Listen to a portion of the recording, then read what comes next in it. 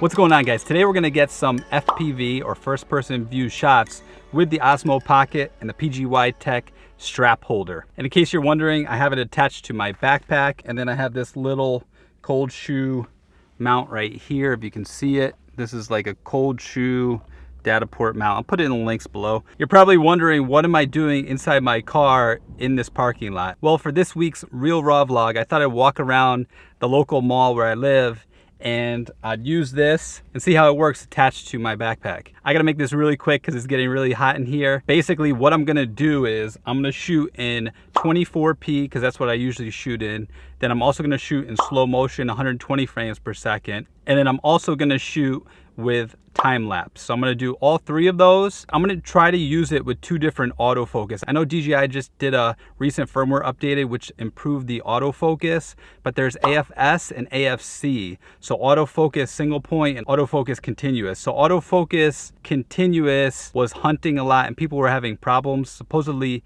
that's resolved. So I'm gonna try it with both. So hopefully I can walk all around, go in some stores, and no one will say anything. We'll see how it goes. All right, so it's almost rush hour or 5 o'clock, you know, when people get off work.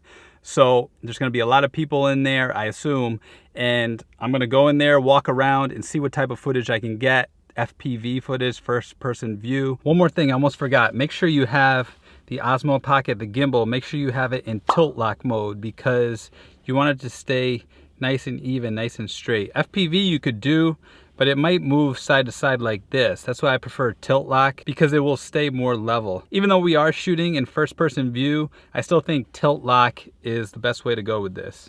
But if you think otherwise, leave it in the comment below. One last thing before I go in, I added the wireless module. The reason I added the wireless module is because I can use that with my phone. So as I'm walking around, I can just look in the app, this screen, and just control the Osmo Pocket with my phone. I would recommend getting the wireless module if you're gonna get the strap holder. That way you can control it with your phone. Man, it's hot.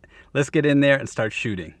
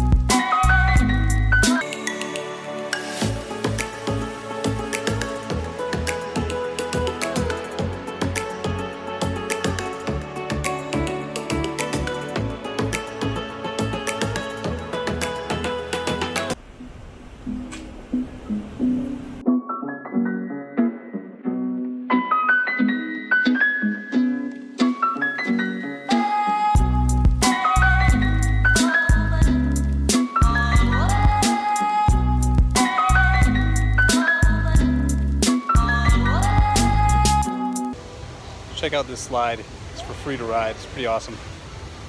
Outside the mall. It's crazy. It's been here for like a year and a half. I didn't even know it was here. That's how much I come to the mall. Hi, how's it going?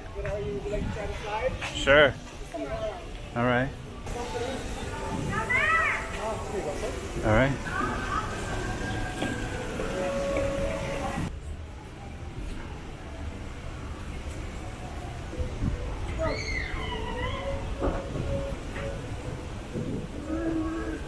You don't get stuck in here, do you? No. Guaranteed you don't get stuck. Alright. You can do this? Alright. Oh, and put my feet in here? Yeah. Oh, shit. Hold on one second. Oh, fuck. Go right here for that. Alright. Whenever you're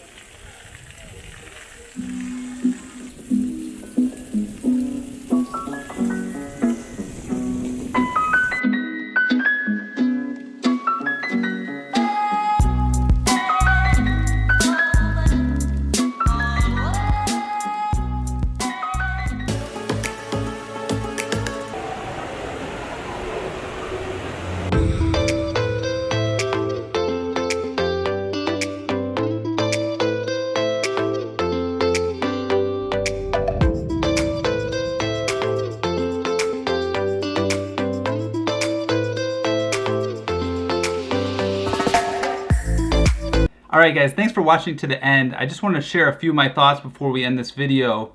In the last frame there, you can see at 24 frames per second, it looks kind of wobbly. Alright, it looks a little jiggly. I was just walking normal, and just walking normal, you can see a little shaking going on. So if you use 24 frames per second, you're going to kind of have to walk like a ninja. You're going to have to walk on the heels and the toes and maybe bend down a little bit, or walk a little slower or exaggerated than you normally would. That's gonna give you that smooth footage. So I just kind of walked normal. I didn't walk too fast. I try to walk a normal pace or even a tad slow.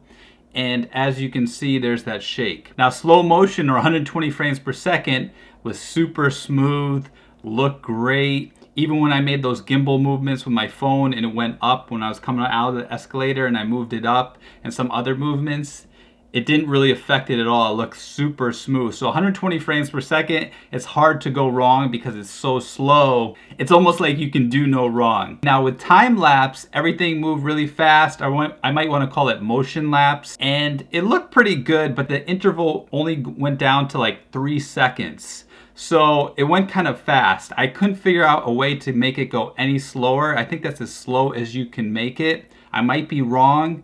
If you can make it slower than that, please leave it in the comment below, because I thought the time lapse or the motion lapse should have been a lot slower. So it's good. Obviously, that's one effect you can have it. But walking around the mall, I would have liked to see it just a tad slower. So maybe an interval of 1 second or maybe even 1.5 seconds would have been a lot better than the 3 seconds. And the last point I want to make, which is the best news of all, is that nobody said anything. No one noticed me. None of the security guards, police officers.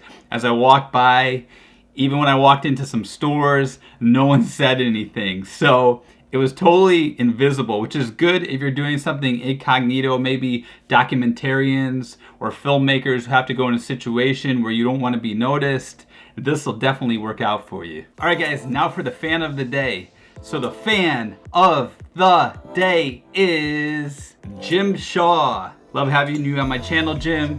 Thank you for all your comments. Always great feedback. You are the fan of the day. All right, guys, thanks for watching. If you haven't done so, please subscribe to my channel. Also press that like button, and I will see you in the next video.